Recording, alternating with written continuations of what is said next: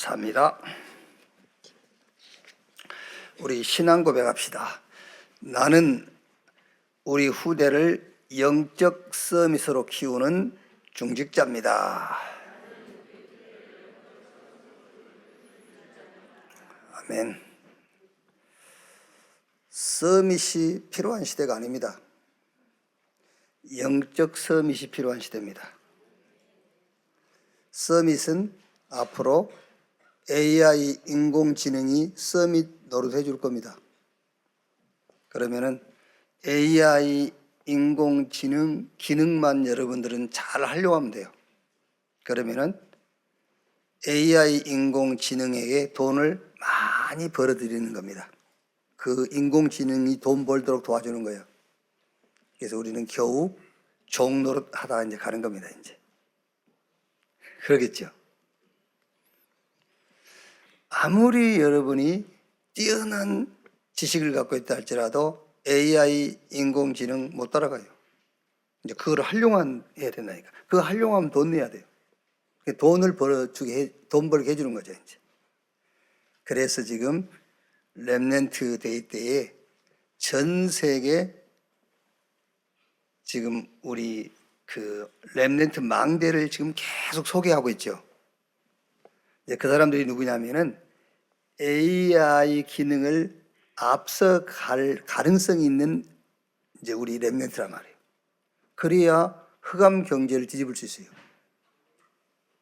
AI 기능을 앞서지 않고는 AI에 탑재되어 있지 않는 아이디어를 만들어야 된단 말이에요. 그렇지 않고는 경제 흐름 못 바꿔요. 지금 프리메이슨이 AI 기능 다 가지고 있잖아요. 그 돈 계속 벌게 해주는 거죠. 우리 렘넌트 가운데서 AI 기능을 앞서가는 AI 기능 속에 탑재되지 않는 그런 이 기능을 만들어내야 돼요. 그런 렘넌트 나오기를 바랍니다. 그게 서밋이요, 서밋. 그런데 여기 앉아 계신 렘넌트들은 가능하면은 영적 서밋 되시기 바랍니다. 왜냐? 서밋이 좀 어려울 거예요. 여러분들이 AI 기능 앞서갈 수 있겠어요? 그냥 AI 기능 활용하고 우리는 영적 서밋 돼가지고 어마어마한 영적 재앙 시대가 올 겁니다. 정신병 시대. 정신병은 옛날부터 있었어요. 그런데 이제 정신병 시대가 와버려. 그리고 이제 전에도 중독 있었어요. 그런데 지금은 중독 시대 돼버려.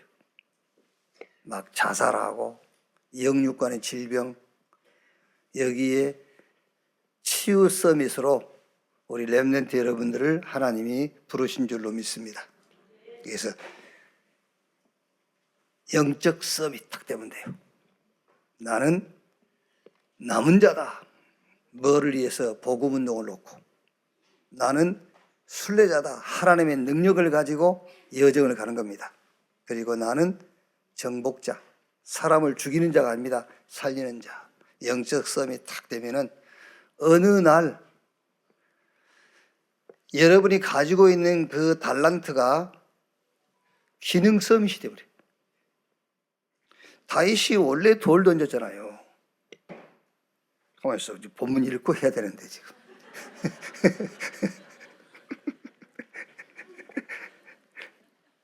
원래 돌 던졌는데 영적 서밋이 되니까 그 돌이요 하나님의 기능이 돼버려요. 기능 서밋. 그러니까 그 전쟁터 문화를 바꿔버리잖아요. 문화 서밋. 오늘 여기 앉아 예배하고 있는 우리 렘넌트 여러분 모두가 다 영적 서밋이 되기를 바랍니다. 그게 렘넌트 운동이에요. 사도행전 18장입니다. 12절에서 17절 말씀까지 우리 한 절씩 교독하겠습니다. 갈리오가 아가야 총독되었을 때에 유대인이 일제히 일어나 바울을 대적하여 법정으로 데리고 가서 말하되 이 사람이 율법을 어기면서 하나님을 경외하라고 사람들을 권한다 하거늘 바울이 입을 열고자 할 때에 갈리오가 유대인들에게 이르되 너희 유대인들아 만일 이것이 무슨 부정한 일이나 불량한 행동이었으면 내가 너희 말을 들어주는 것이 옳거니와 만일 문제가 언어와 명칭과 너희 법에 관한 것이면 너희가 스스로 처리하라. 나는 이러한 일에 재판장 되기를 원하지 아니하노라 하고 9절 같이 읽읍시다. 그들을 법정에서 쫓아내니 모든 사람이 해당장 소스데네를 잡아 법정 앞에서 때리되 갈리오가 이 일을 상관하지 아니하니라. 하나님을 오해한 유대인, 이런 제목으로 말씀을 나누겠습니다. 교회에 오신 분들은 이제 예배를 드리기 위해서 오시죠. 그리고 또 여러분 나름대로 기도하실 겁니다. 이제 뭐 기도 제목을 놓고 기도하시고 또 나름대로 뭐 서원도 하고 이제 결단도 내리고 그러죠.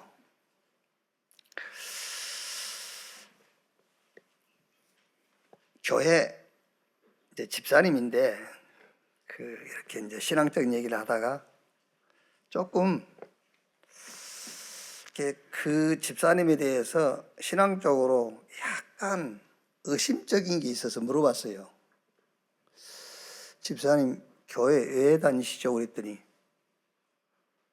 그 질문한 내 질문에 굉장히 기분 나쁜 말투로 구원받으러 다니죠. 그래요.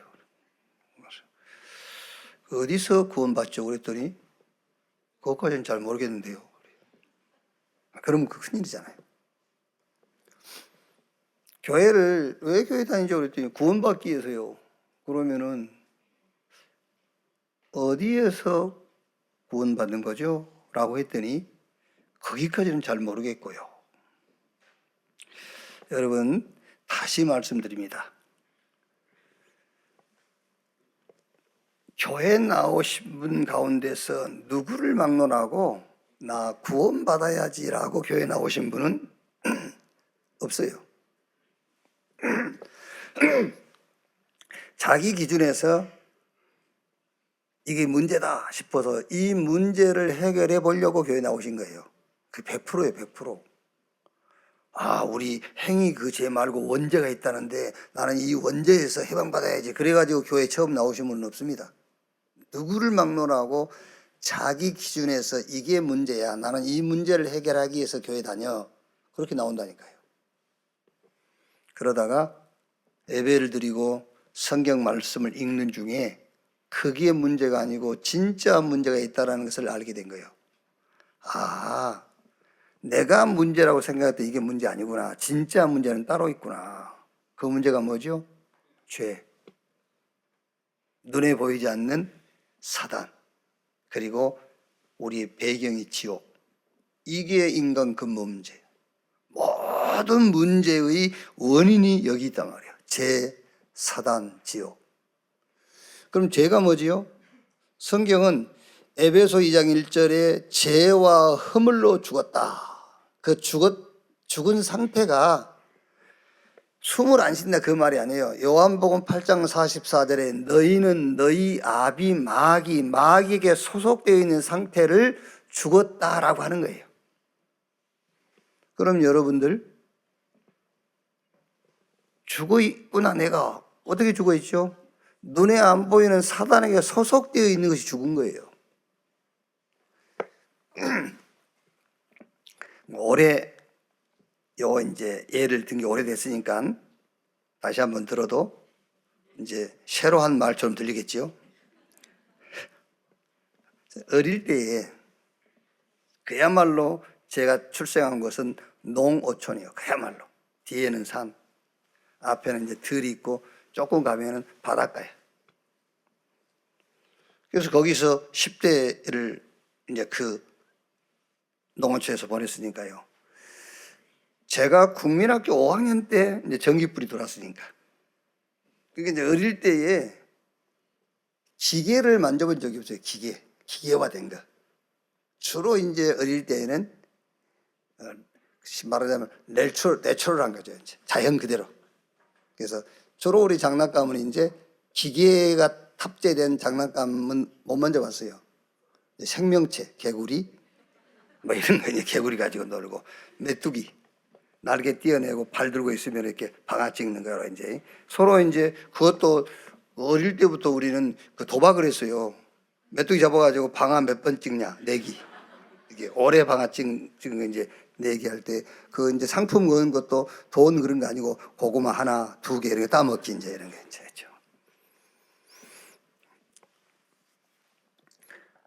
개구리 잡아가지고 뒷다리에 실을 묶잖아요. 실을 묶고 이제 가지고 놀죠 이렇게. 가지고 놀다가 해가 지면 집에 가야 되잖아요. 집에 가려면은 개구리를 실을 풀어주고 자유를 줘야 되잖아요. 그런데 참 심리가 악한 거죠. 그 풀어주면 놀 건데 그동안 가지고 놀았으니까 집에 갈 때는 반드시 개구리를 들고 땅바닥에다 팍 팽개치고 개구리가 발발 떠는 모습을 보고 집으로 가요. 그걸 보고 죄와 허물로 죽었다 라고 하면은 참 좋은 거죠. 그거네요. 그게 아니에요. 개구리가 내 힘에 의해서 생명이 끊어진 죽음을 당한 것을 죄와 허물로 죽었다고 하지 않아요. 성경의 죽음은 개구리가 뒷다리에 실이 묶여가지고요 길게 실을 들어서 내가 잡고 있죠. 그러면 팔딱 뛰어가지고 논에 그 숲으로 탁 들어가죠. 그럼 개구리 뭐라 하겠죠? 이야 살았다 그러겠죠. 한참 있다 실 땡겨요. 다시 내한테 이제 잡혀와야 돼요. 또 개구리 가요. 팔딱 뛰어서 이제 우물가에 탁 들어가죠. 수영을 착 하면서 와 자유 얻었다. 조금 보고 있다가 땡겨요. 내 손에서 못 벗어나요. 그걸 보고 죄와 허물로 죽었다라고 하는 거예요. 아시겠습니까? 차라리 죽어 없어져 버리면 괜찮지. 인간은 영적 존재이기 때문에 죽어도 그 영적 문제는 지속이 돼요. 죄가 뭐냐? 죄와 허물로 죽은 것이 죄인데 그 죽음의 상태가 너희는 너희 아비 마귀, 눈에 보이지 않는 사단에게 소속되어 있는 것을 성경은 죄라고 그래요. 그걸 보고 죽음이라고 한 겁니다. 거기다가 또 배경이 지옥입니다. 지옥 배경. 특징이 있습니다. 이건 영원해요. 시공간을 초월해요. 그러니까 왜 그 무속인 되기 전에 몸이 아파가지고 아무리 약을 써도 해결이 안 되고 어디 가서 물어보니까는 뭐 신병이다. 이렇게 그래서 이제 뭐 신을 받아야 된다. 어느 분이 몸이 너무 아프고 이제 막 약을 써도 안 되니까는 어디 가서 물어본 거야. 이제 뭐 용한 뭐 점쟁이가 다 물어봐라 했더니 아 이거는 신병. 네가 당신이 이 신을 받아서 무속인이 돼야 된다. 여러분 지금이야 뭐 무속인들 막 간판 크게 걸고 뭐 하잖아요. 영업적으로. 성경에는 무속인은 돌로 쳐 죽이라고 그랬어요. 성경에. 그러니까 옛날에는 무속인 된 게 부끄러웠다니까요. 근데 지금은 깃발 딱 꽂아놓고 우리는 예수 믿어도 십자가 안 붙이는데 자기들 뭐 깃발 딱 꽂고 막 자랑스럽게 하잖아요. 근데 그때는 부끄러웠단 말이에요. 무속인 되는 게. 그래가지고 무속인 되기는 싫고 해가지고 미국으로 이민을 가버린 거예요. 근데 미국 이민 갔는데 귀신은 사단은 시공간 초월해요. 그 사람은 비행기 타고 왔지만 이 귀신은 비행기도 안 타요. 그냥 바로 가버려. 거기서 또 아프고 견딜 수가 없는 거예요. 그래가지고 그 미국에서 이제 복음을 듣고 예수 믿고 구원받아 하나님의 자녀로 이제 병도 낫고 그 역사는 귀신도 떠나가고요. 그러니까 죄, 사단, 지옥 이게 인간의 근본 문제입니다. 여러분이 지금 문제라고 생각하면 그건 문제 아니에요. 하나님께서 여기 지금 교회 다니게 하고 예배하게 하고 말씀 듣게 하는 것은 지금 내 기준에서 문제라고 하는 그 문제 해결해 주려고 여기 나오게 한 게 아니에요. 그 문제는 미끼입니다. 미끼. 그를 미끼 삼아서 끌고 나오셔가지고 진짜 문제를 알게 하는 거란 말이에요. 죄, 사단, 지옥. 그래서 하나님이 여기서 빠져나오는 길을 여신 겁니다. 그 길이 창세기 3장 15절에 여자의 후손이 뱀의 머리를 상할 것이요. 여자의 후손 메시아 그리스도께서 오셔가지고 이 사단의 권세를 깨버리겠다는 거예요. 사단의 머리를 깨버리겠다. 그리고 거기에 잡혀있는 우리를 구원하겠다는 거예요. 여자의 후손이 뱀의 머리를 상하게 할 것이요. 내가 그리스도다, 내가 하나님이다 그러는데요, 성경은 분명하게 그리스도에 대한 그 언약이 있어요. 여자의 후손으로 온 자가 메시아고 그리스도예요. 마태복음 1장 18절에 마리아와 요셉이 정혼하고 동침하기 전에 성령으로 잉태된 것이 나타났더니 성령이 잉태해버렸어요. 그러니까 하나님이죠. 그러니까 예수님은 하나님입니다. 성령 잉태. 마태복음 1장 21절에 아들을 낳으리니 그 이름을 예수라 하라. 이는 저가 자기 백성을 저희 죄에서 구원할 자이심이라 하니라. 우리를 죄와 사단과 지옥 권세에서 건지실 메시아 그리스도를 보내겠다. 특징이 뭐냐? 여자의 후손으로 올 것이다. 그럼 이제 남자의 후손이 아닌 여자의 후손이 오면 그분이 곧 메시아고 그리스도입니다. 그래서 예수님께서 저 가이사라 빌립보 지역에서 제자들에게 물어봤어요. 사람들이 나를 누구라고 하더냐? 더러는 엘리야, 에레미야, 세례요한 선지자 중에 하나라 하더이다. 그러니까 예수님을 그 당시에 유대인들은 선지자로 본 겁니다. 메시아 그리스도로 본 게 아니에요. 선지자. 예수님께서 그러면 너희는 날 누구라 하느냐? 베드로가 주는 그리스도시요 살아계신 하나님의 아들이십니다. 바요나 시몬아 네가 복이 있구나. 이것을 네게 알게 한 이는 혈육이 아니다. 지식이 아니라는 거예요. 사람한테 배운 게 아니라 하늘에 계신 너희 아버지, 너는 베드로, 이 반석 위에 내가 내 교회를 세우리니 음부의 권세가 이기지 못할 것이다. 예수를 그리스도라고 고백하는 순간에 사단의 머리는 깨져요. 거기서 하나님 우리를 건지겠다는 거예요. 그게 구원입니다. 그리고 이제 열쇠 주겠다. 지금부터 예수 그리스도 이름으로 기도하면은 내가 응답할 것이다. 이 그리스도를 영접하는 순간 신분이 하나님 자녀로 바뀌어요. 믿는 순간 영생, 하나님의 생명이 우리 안에 임해요. 믿는 순간 사망에서 생명으로 옮겨져 버려요. 믿으시기 바랍니다. 기도를 사전에 찾아보면은 기도에 대해서 이렇게 그 국어 사전에 나와 있어요. 사람의 능력과 비교할 수 없는 분에게 자신의 소원을 구하는 것이 기도다. 그래 돼 있어요. 그러니까 아니 교회가 성경을 가지고 기도를 가르쳐야 되는데 국어 사전이 가르치는 걸 가지고 기도를 가르치고 있어요. 네 소원을 하나님께 기도해 이렇게. 그 국어 사전이 가르치는 기도예요. 성경은 네 소원을 하나님께 구하면 주신다고 돼 있지 않아요. 성경은 하나님이 하나님의 모든 것을 우리에게 주신 거 아니에요. 절대 주권 그런 거 안 주셨어요. 하나님이 하나님의 것을 우리에게 주신 게 있어요. 그것을 아침, 낮, 저녁 우리의 삶 속에 누리라는 거예요. 그게 기도예요. 성경이 가르치는 기도를 해야지 국어사전이 가르치는 기도를 합니까? 목사님께서 왜 성경을 가지고 기도를 가르쳐야지 국어사전을 가지고 왜 성도들에게 기도를 가르치자 말이에요. 뭐든지 구하면 주신다. 말 같은 소리를 해야지 뭐든지 구하면 주십니까? 그게요. 여러분 뭐든지 구하면 주신다면은 여러분 집에 둘 중에 하나는 없습니다.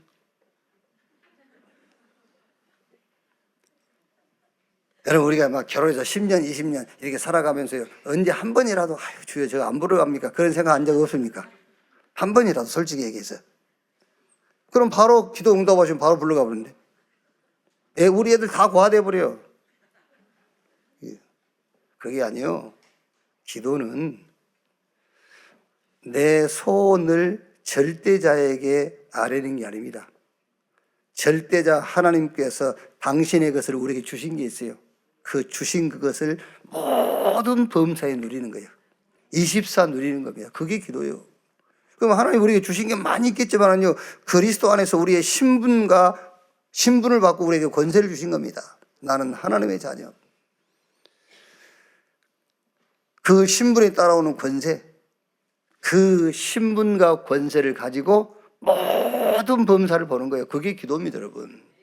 그래서 고린도후서 5장 17절에 그런즉 누구든지 그리스도 안에 있으면 새로운 피조물, 이전 것은 지나갔으니 보라 새 것이 되었도다. 갈라디아장 20절에 내가 그리스도와 함께 십자가에 못 박혔나니 그런즉 이제는 내가 산 것이 아니요 내 안에 그리스도께서 사신 것이다.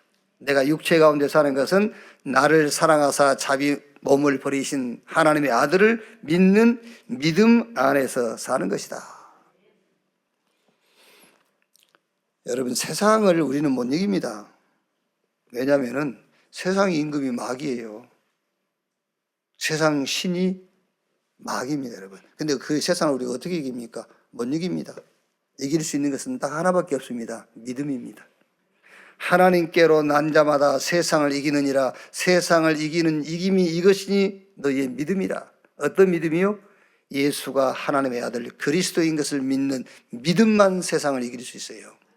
자, 그런데 아니 나 예수 믿는데 왜 자꾸 오직 그리스도 해야 된다고 하십니까?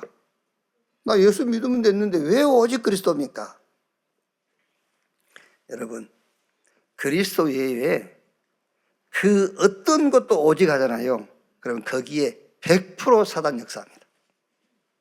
왜 그러죠? 사단은 그리스도 외에는 무릎을 꿇지 않습니다. 그래서 그리스도 외에 복음 외에 어떤 것도 오직 하면 거기는 100%입니다. 120% 사단 역사에. 그래서 오직 복음하라는 거예요.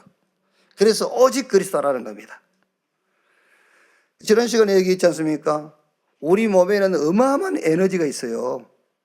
이 에너지를 한 군데로 모아서 좀 불편한 곳으로 보내는 그게 기를 모아서 보낸다는 겁니다. 기운동, 거기서요. 좋은 거잖아요. 나는 잘 모르겠는데 이 침의 원리가 그렇다고 들었어요. 아픈 자리에 침을 꽂으면 우리 몸에 기가 그 침 꽂은 자리로 이렇게 그 힘이 모아진대요. 그래서 치유도 되고 혈이 뚫리기도 하고. 그거 좋은 거잖아요. 그런데 그것이 오직 되면은 거기에 귀신 역사예요.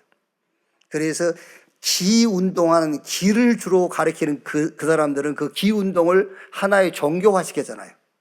그거 귀신 역사하는 거예요. 요가 뭐 나쁜 겁니까? 요가 뼈가 오징어처럼 흐물흐물 해지고 그거 좋다는 거지, 그게요.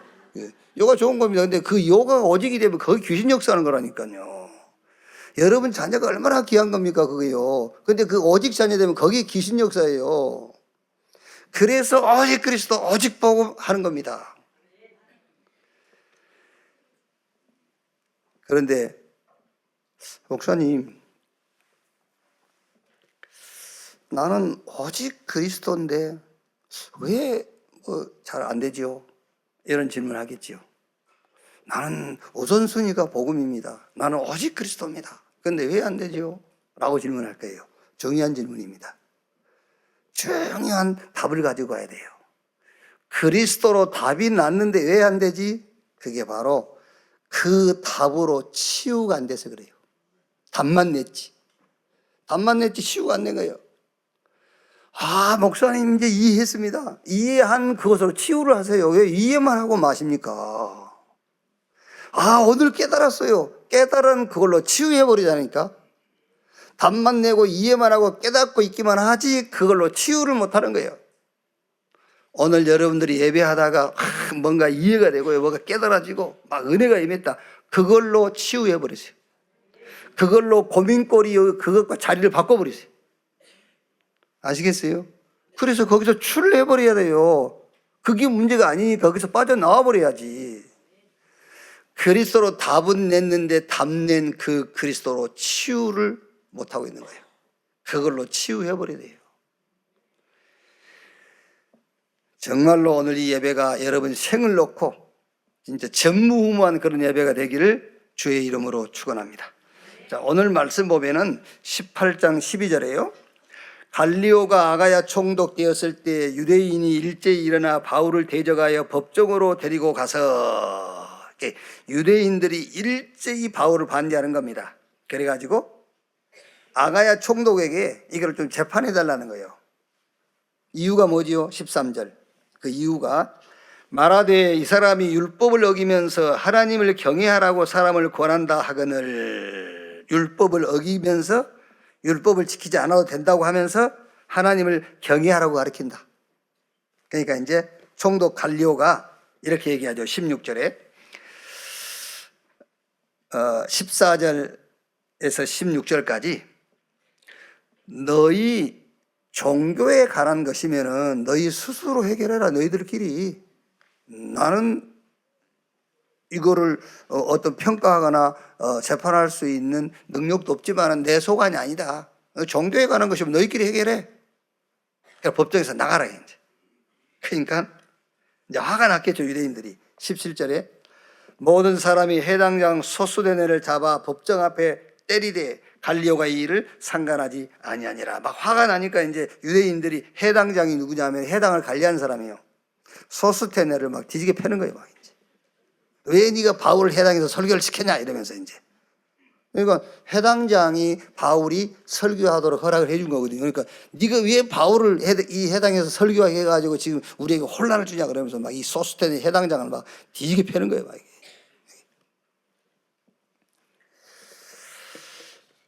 자, 유대인과 바리새인들이 뭘 오해했냐 말이에요.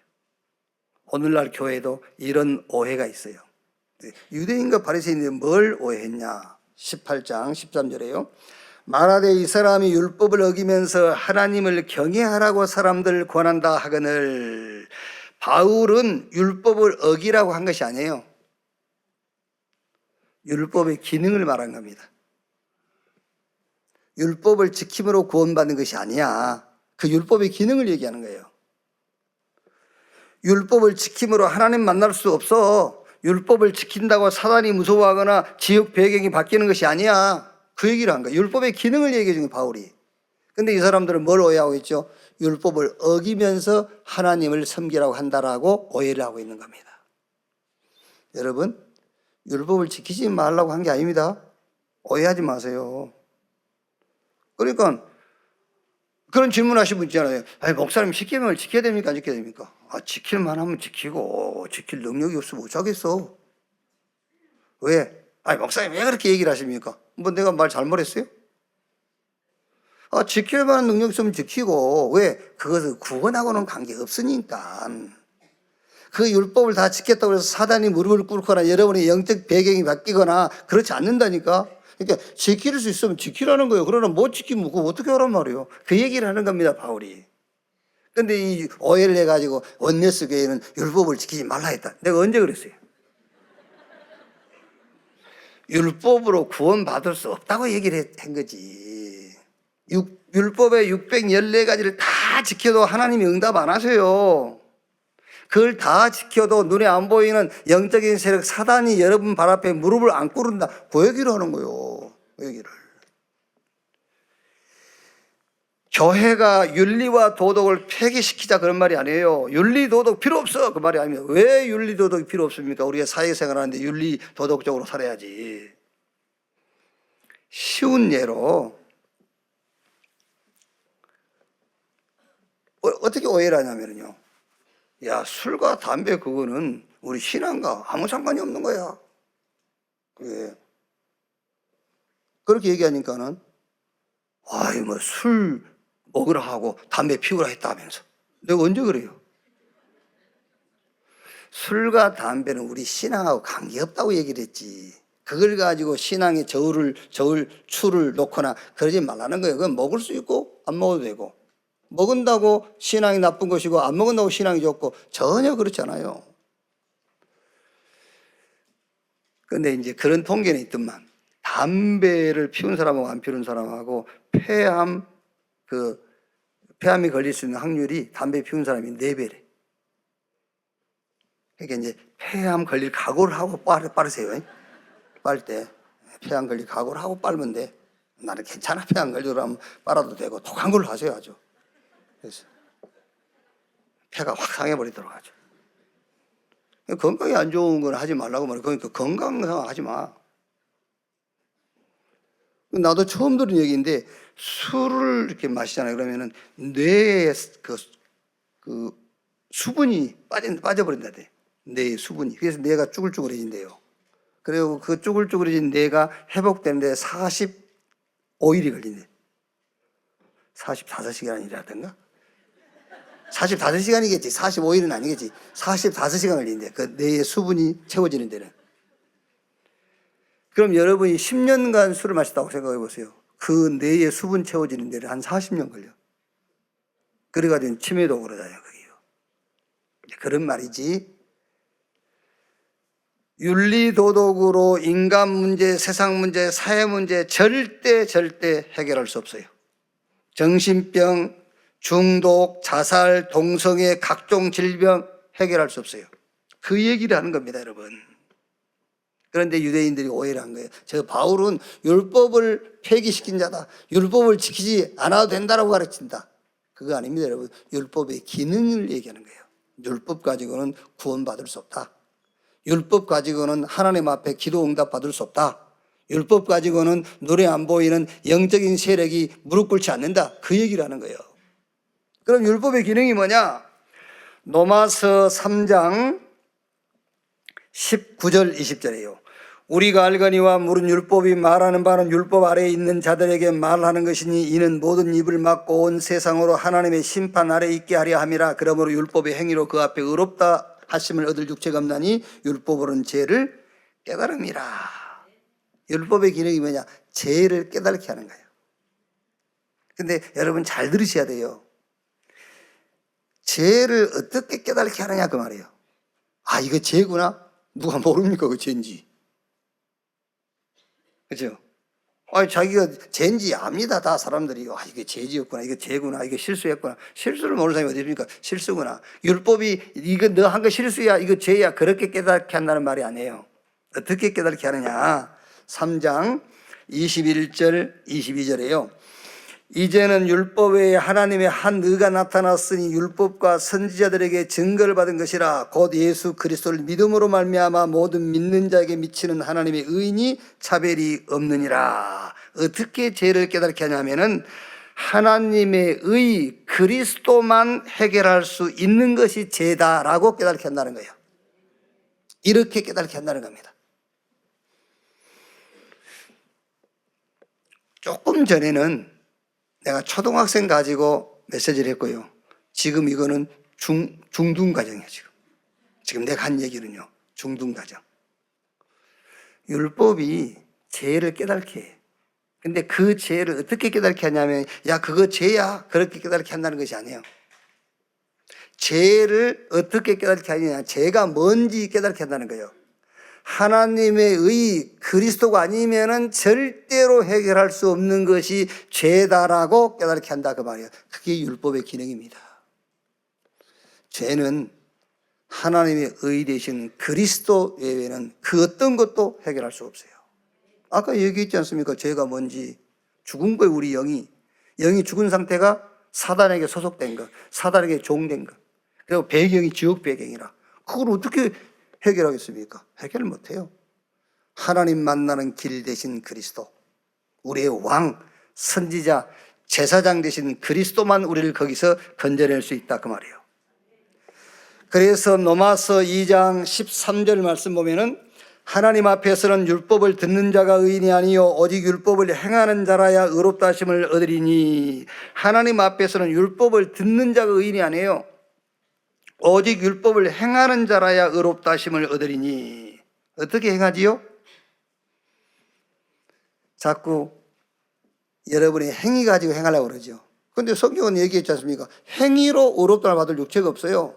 그런데 율법은 들음으로 의롭다를 받는 것이 아니라 행함으로. 어떻게 행하는 것이냐? 하나님의 의 그리스도를 붙잡고 끝내버리는 것이 행함이에요. 아멘. 자, 따라합시다. 하나님의 의 그리스도 붙잡고 끝내자. 그게 율법의 행위입니다. 아멘. 이해 안 될 수 있을 겁니다. 그러면 여러분이 행위 가지고 한번 해보세요. 되나? 614가지 계명을 다 지키고도 망했다니까. 누가요? 유대인. 율법에 흠이 없는 자요. 바울이. 그래도 만족이 없어요. 하나님의 의 되신 그리스도를 만나고 그 복음을 위해서 죽을 각오를 해버린 사람이 바울 아닙니까? 왜? 그게 모든 것이니까. 율법의 행위, 하나님의 의 되신 그리스도를 틀어잡고 나는 끝났다. 그게 율법의 행함이에요. 그래서 고린도전서 1장 18절에 십자가의 도가 멸망하는 자들에게 미련한 것이요 구원받은 우리에게는 뭐라? 하나님의 능력이라 그랬어요. 고린도전서 1장 22절 24절에 유대인은 표적을 구하고 헬라인은 지혜를 찾으나 우리는 십자가에 못 박힌 그리스도를 전하니 유대인에게는 꺼리끼는 것이요 이방인에게는 미련한 것이로되 오직 부르심을 받은 자들에게는 유대인이나 헬라인이나 그리스도는 하나님의 능력이요 하나님의 지혜니라. 고린도전서 1장 31절에요. 30절에 너희는 하나님으로부터 나와서 그리스도 예수 안에 있고 예수는 하나님으로부터 나와서 우리에게 지혜와 의로움과 거룩함과 구원함이 되셨으니. 여러분 늘 놓칠 것이기 때문에 반복해서 하는 거예요. 예수 그리스도를 믿음으로 여러분이 의로운 사람이 되려고 하지 마세요. 여러분이 붙잡은 그리스도가 여러분의 의예요. 그리스도 붙잡고 있는 것이 의요. 그리스도 붙잡는 것이 구원입니다. 그리스도 붙잡는 것이 거룩입니다. 그래서 고린도전서 5장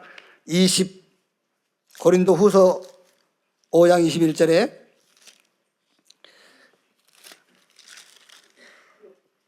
하나님이 죄를 알지도 못하신 이를 우리를 대신하여 죄로 삼으신 것은 우리로 하여금 그 안에서 하나님의 뭐가 의가 되게 하려 하심이라.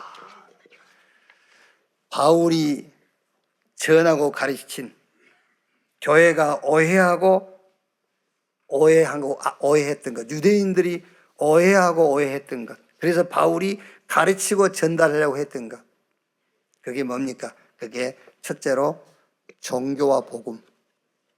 종교와 복음을 오해하고 있어요. 종교와 복음은 다릅니다. 복음은 하나님이 우리를 찾아오신 거예요.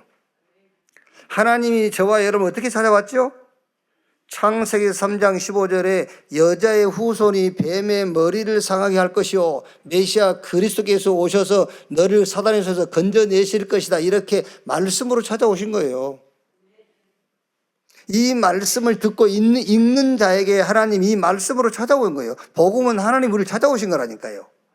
종교는 네가 스스로 해결해 그 말이에요. 네가 스스로 해결해봐. 그게 종교 아닙니까? 복음은 네 해결할 수 없어. 복음은 타력, 네 스스로 해결할 수 없기 때문에 하나님께서 다른 한의 그리스도를 준비했어요. 종교는요 자력, 네 스스로 해봐. 그게 불교 아닙니까? 그래서 네가 붙여. 창세기 6장 14절 홍수 재앙 옵니다. 그때에 뭐라고 말씀하시죠? 너를 위하여 방주를 지어라. 이렇게 찾아오신 거예요. 네가 살 길이 있어. 방주 안에 들어가. 그렇게 찾아오셨다니까요. 창세기 12장 1절로 3절 저주받은 현장에서 떠나라. 본토 친척 아비집을 떠나 내가 너에게 보여줄 땅으로 가라. 이렇게 찾아오신 겁니다. 역사와 사건과 선지자를 통해서 계속 말씀으로 찾아오신 거예요. 양 잡아서 사는 집 인방에 피 발라라. 그렇게 찾아온 거잖아요. 성막 짓고 성막 중심으로 살아라. 그렇게 찾아오신 거예요. 하나님 앞에 나갈 때는 언제든지 짐승 잡아서 피 가지고 나가라. 그렇게 하나님이 우리를 찾아오신 거라니까요.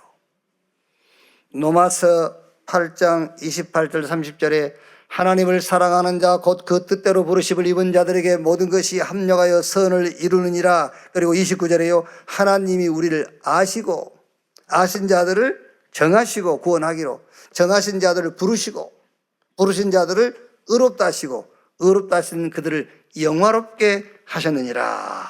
왜? 이렇게 하지 않냐면 구원받을 수 없어요. 하나님이 우리를 미리 아시지 않으냐면 알고 계신 우리를 구원하기로 작정하지 아니하시면 작정한 우리를 하나님이 일방적으로 부르지 아니하시면 하나님이 아무 조건 없이 우리를 의롭다 하지 아니하시면 우리를 그리스도 안에서 영어롭게 하지 아니하시면 구원 얻을 육체는 아무도 없기 때문에 이렇게 하셨다 그 말이에요. 그래서 존 칼빈이 성경 전체를 5가지로 정리했잖아요. 인간의 전적 타락. 영혼육이 다 죽었어요. 그래서 무조건적인 은혜, 무조건적인 구원이에요. 아무 조건 없어요. 그런데 제한된 선택, 아무나가 아닙니다. 하나님께서 택한 자. 오늘 여러분 여기 앉아 계신 것이 하나님이 택한 자들이에요. 미리 하셨다니까요. 아신 여러분을 하나님 부르신 거예요. 부르신 그들을 의롭다 하시고 의롭다 하신 그들을 영원하게 하신 거예요. 그래서 하나님이 구원하시려고 부르면은요, 아무도 그 부르심에 거부할 수가 없어요. 그게 뭐지요? 불가항력적인 은혜. 거부 못해요. 한 번 구원받았다. 영원히 끌고 가요. 성도의 견인. 그래서 한 번 구원은 영원한 구원이에요. 구원받고 나서 죄지면 구원을 잃어버린다고 가르치는 교회들인데 말도 안 되는 소리. 우리가 행위로 구원받았으면 그 말이 맞아요. 우리가 행위로 구원받았으면 우리 행실이 예수 믿고 살다가 행실이 좀 잘못되면 구원 잃어버릴 수도 있어요. 행위로 받았기 때문에. 아닙니다. 은혜로 받은 구원이기 때문에 한 번 구원은 영원한 거예요. 죄를 철저하게 회개하라고 그러는데 회개가 그리스도 붙잡는 거예요. 제가 잘못 가르치는 겁니까? 철저하게 회개해 보실랍니까? 한번 철저하게 회개해 볼까요? 아주? 다 까놓고 하죠. 네? 진리대로 성경대로 가르치면 그냥 믿으세요. 성경이 아닌 다른 것을 가르치면 그렇게도 기가 쫑긋해서 따라가고, 네? 성경대로 가르치면 안 따라 올라갑니까? 은혜를 따라 믿음으로 구원. 살다가 죄 지어도 그리스도 붙잡으면 끝.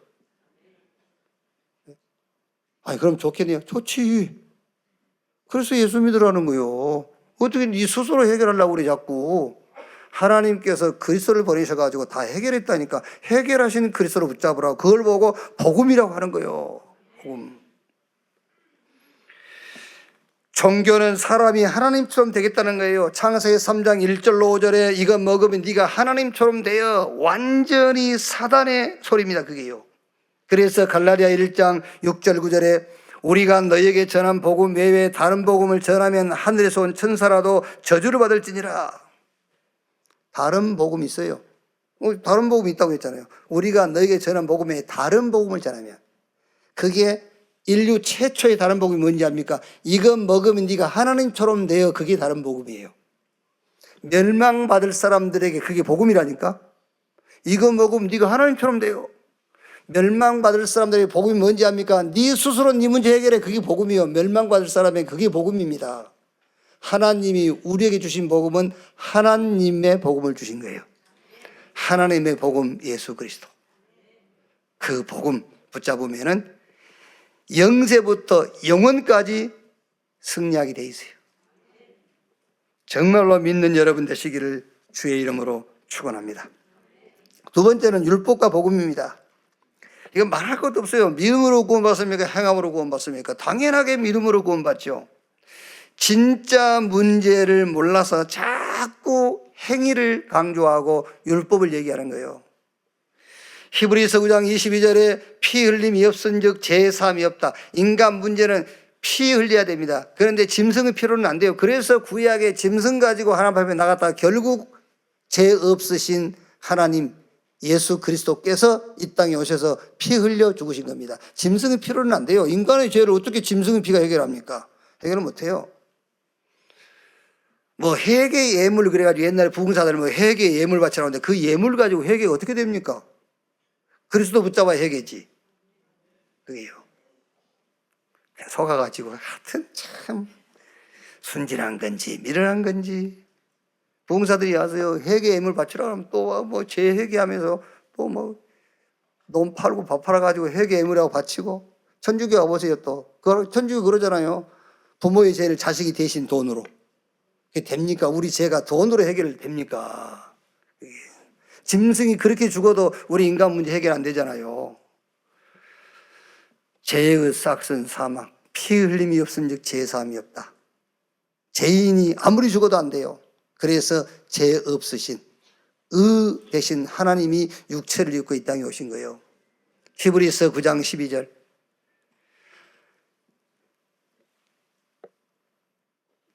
소와 염소의 피로 하지 아니하고 자기의 피로 영원한 속죄를 이루사 단번에 성소에 들어가셨느니라.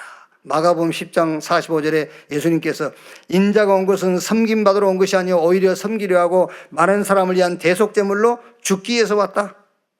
그래서 로마서 8장 1절 2절에 그런즉 이제 그리스도 예수 안에 있는 자에게 결코 정죄함이 없나니 이는 그리스도 예수 안에 있는 생명의 성령의 법이 죄와 사망의 법에서 너희를 뭐 했습니다? 해방했습니다. 로마서 6장 14절.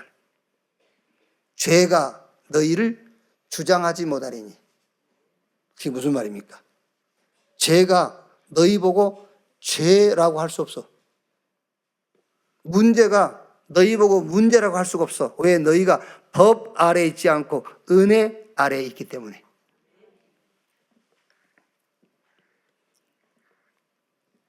제가 한번 얘기했지 않습니까? 내 키가 왜 작습니까? 예? 누구 기준으로 작아요 지금? 유 기준으로 하면 큰 키요. 그러니까 지금 아니 누구 기준으로 키가 작네 크네 합니까? 누구 기준으로 돈이 있다 많다 합니까? 그 말입니다. 우리가 법 아래 있지 않아요. 키 큰 사람 법 아래 있으면 키 작은 거예요. 그런데 그 법 아래 있지 않고 우리가 은혜 아래, 율법 아래 있지 않다니까요. 행위의 법 아래 있지 않아요. 우리는 은혜의 법 아래 있어요. 그래서 죄가 문제가 너희를 죄라고 문제라고 주장할 수가 없어. 왜? 너희가 법 아래 있지 않고 은혜 아래 있기 때문이라. 종교에서 빠져나오시기 바랍니다. 복음. 율법에서 빠져나오세요. 복음. 마지막으로 열심과 복음. 열심히 하는 것이 또 복음인 줄 알죠. 게으르란 말이 아닙니다, 여러분. 열심으로 해결할 수 있는 인간 문제는 없어요. 로마서 10장 1절 4절에 유대인들이 얼마나 열심히 쓰느냐 합니까? 그런데 하나님의 지식을 따른 열심이 아니라 자기 열심이라. 성경은 이렇게 얘기합니다. 그리스도께서 그를 믿는 자를 의롭다 하기 위하여 율법의 마침이 되시니라. 하나님께서 그리스도를 보내가지고 어떤 열심을 내셨죠? 맞춰버렸어요.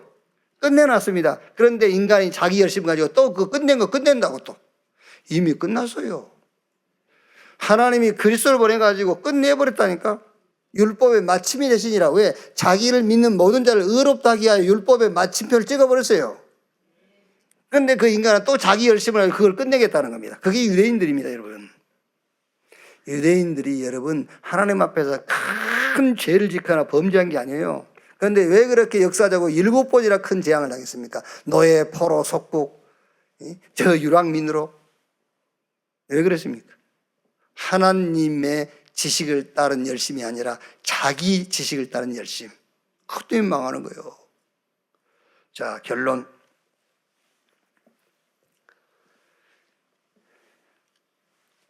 자, 오늘 결론은요.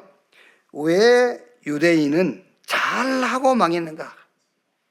노벨상 3분의 1을 유대인들이 다 가져갔어요.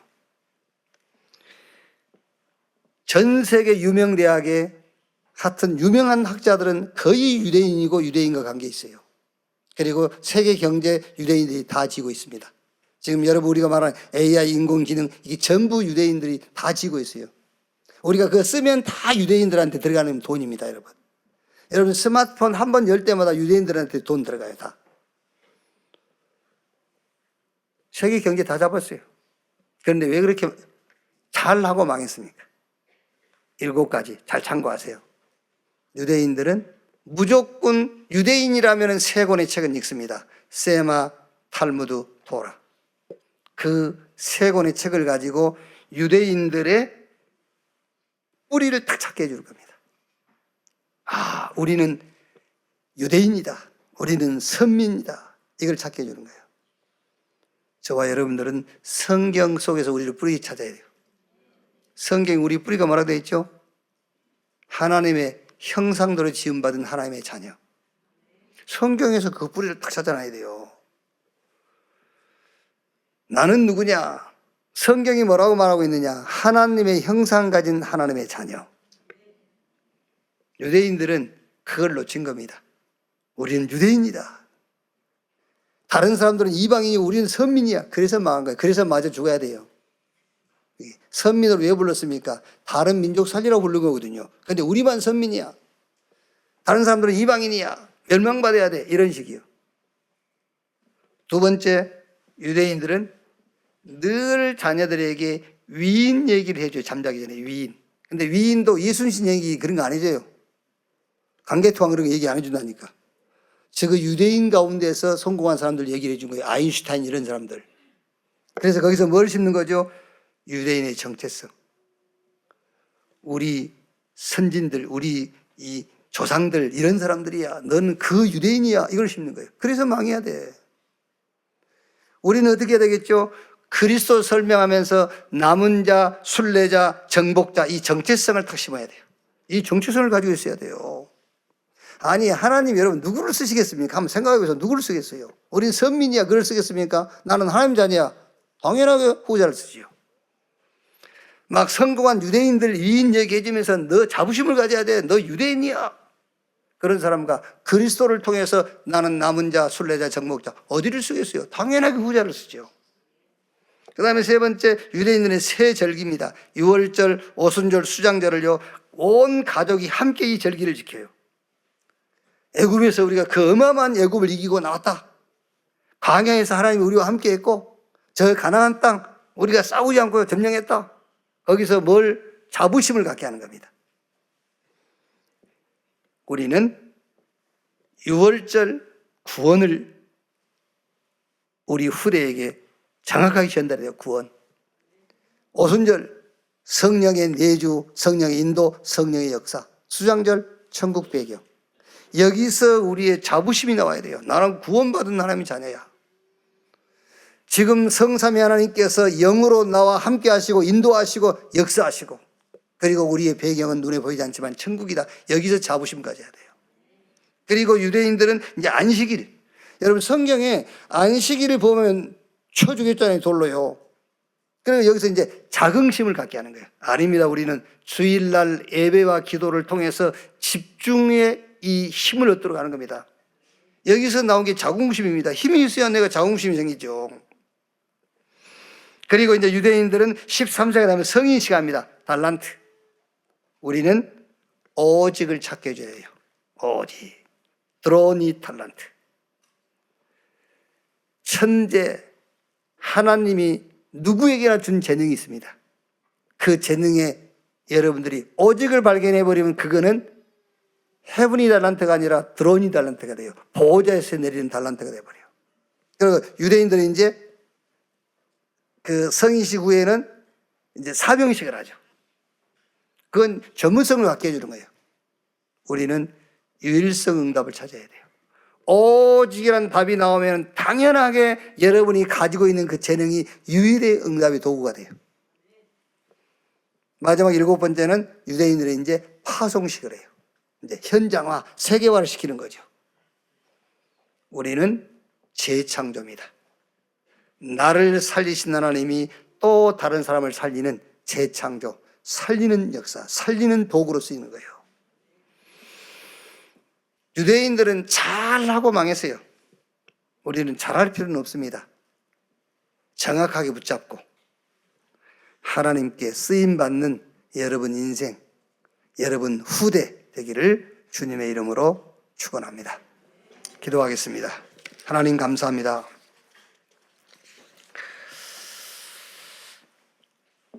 우리 스스로의 힘과 능력이 아닌 하나님이 그리스도 예수 안에서 주신 힘과 능력 가지고 나를 살리고 세상을 살리고 시대를 살리고 흑암에 빠진 현장을 살리게 하심을 감사합니다.